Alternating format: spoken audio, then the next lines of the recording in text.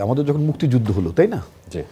যেটা আওয়ামী লীগ পুরো মুক্তিযুদ্ধটাকে মানে নিজেদের মুক্তিযুদ্ধ মনে করে ফেলেছিল, মনে করতো যে পুরো মুক্তিযুদ্ধটাই তাদের সম্পত্তি, তাই না? এবং মুক্তি মানে তারা সব কিছু তারা করেছে। নুসরাত খুব চমৎকার বলেছে যে ওই মুক্তিযুদ্ধের সময় কিন্তু আপনার ন্যাশনাল আওয়ামী পার্টি বলেন, নানান ধরনের অন্যান্য রাজনৈতিক দলগুলো তাদের অংশগ্রহণ ছিল। এই সবার যখন যুদ্ধটা শুরু হয়ে যায় তখন কিন্তু কনসলিডেশনটাকে যেটাকে বলে এটা চমৎকারভাবে চলে। তখন কেউ লীগ থাকে না, কেউ দল থাকে না, এটা থাকে না, ওটা থাকে না, তাই না?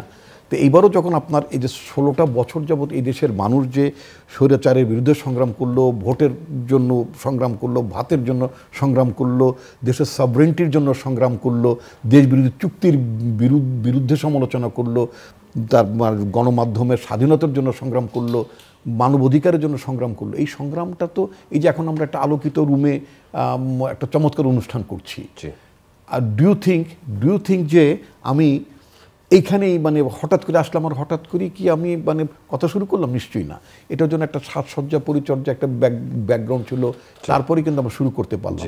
তো সুতরাং আমাদের সম্মিলিত প্রচেষ্টার মধ্য দিয়ে একটা আন্দোলন চূড়ান্ত পর্যায়ে গিয়েছে, তাই না? তো সুতরাং এইটাকে আমাদের কনসলিডেট করতে হবে, জনগণ আকাঙ্ক্ষাকে ধারণ করতে হবে, জনগণের আকাঙ্ক্ষাকে বুঝতে হবে এবং সেটাকে ট্রান্সলেট করতে হবে। That's the thing.